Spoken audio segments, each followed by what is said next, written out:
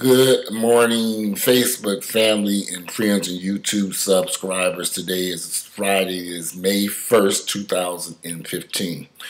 All right, so in Baltimore, there's still some unrest with the marchers and the protesters and the people burning down the CVS and all this other crazy stuff going on in Baltimore. I did a video that seems to have really upset a lot of people about the young man who was killed by the police officers. And let's face it, the police officers, they killed him. They injured him severely, and he died as a result of those injuries that he got from the police officers who arrested him. But my whole thing was, if this were, in essence, if Freddie Gray was my son, the question would be, in my opinion, who was right or who was wrong. Now, we know the police were wrong in their murderous behavior, or behavior that ended in that young man's death. There is no question about that. No one else could have injured him but the police officers. When he ran, they tackled him, beat him, whatever. We know what took place.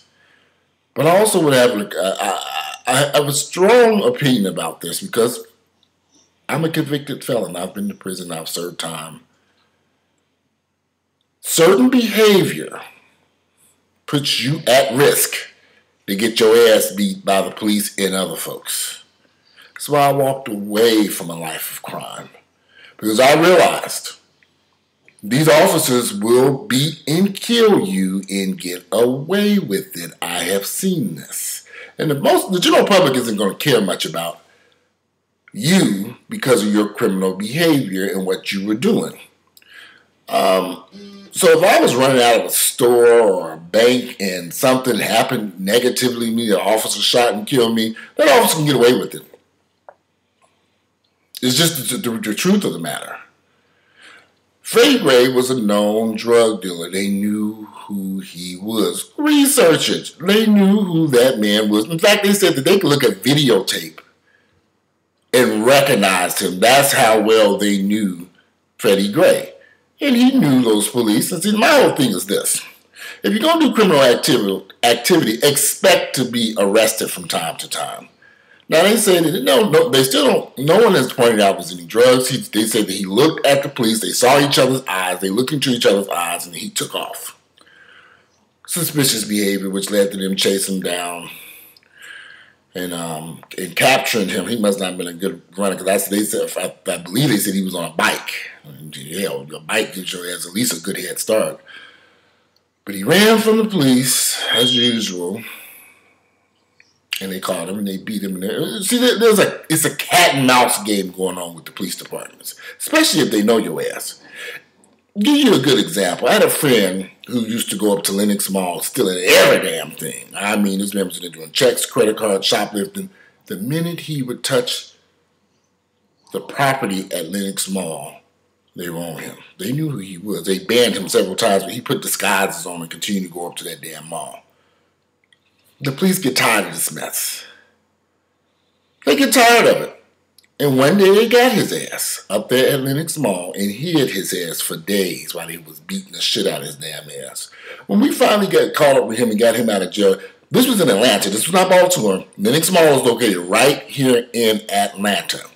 When they finally got him out of jail and bond, he was beat up so bad, you just have to wonder what in the hell happened. They did this to this man to keep him, to let him know, do not come back to this mall. Was it right?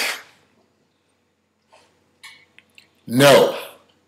Should the police have beat up this damn man or mall? Whoever captured him at that mall took certain liberties with this man that they should never have done. Never. Now, nobody can prove what happened to him. Of course, the police was lying and all kinds of stuff. His family was on a rampage. This was in the 90s. City of Atlanta. Black folks beating each other. Not white folks. These are all black folks. But I learned something from that incident because they got away with that. If you get captured in the midst of a crime, the police can do what they want to you and they will get away with it. Is it right? No. But they do it. That's why I keep telling these young men, before you choose a life of crime, selling drugs, writing checks, bank fraud, whatever, you better think about the consequences. Not only being arrested, but when they get your ass to prison, they're going to treat you like shit. They don't give a damn about your ass when you sit up in prison. You need some dental work, them teeth will rot in your damn mouth. Oh, you've injured, you got cancer? They don't care. You will die in that prison cell from cancer. That's like you telling people to stay away from criminal activity because it's not going to work out in your favor. In the end, you'll lose everything, including your life.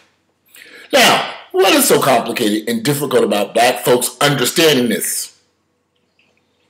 Freddie Gray should have went and got him a damn job. He took his drug dealing money and bought shoes and clothes. Research it. I read it. His own family members and friends said he always had expensive shoes and clothes. So this man was out there slinging drugs on the streets. Slinging drugs on the street to go buy expensive clothes and shoes, like all these people do in their lifestyle. I'm not going to lie and say that I'm a perfect person, because when I was out there doing criminal activity, I had a closet full of expensive clothes, some shit I never even wore. Closets overflowing with crap, junk, a waste of time. So I'm trying to instill something into you all to understand something.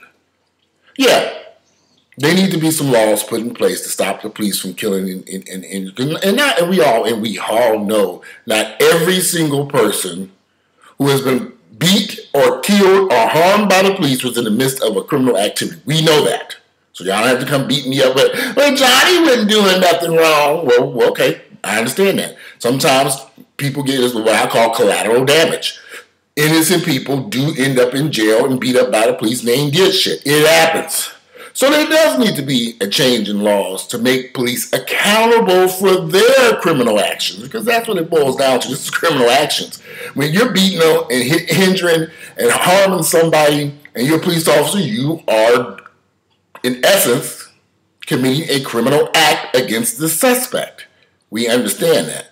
But we don't have any laws and nothing really in place to prosecute these officers and stop them from committing these crimes. See, that's the whole thing around. I'm against all this marching and protesting. It doesn't do anything.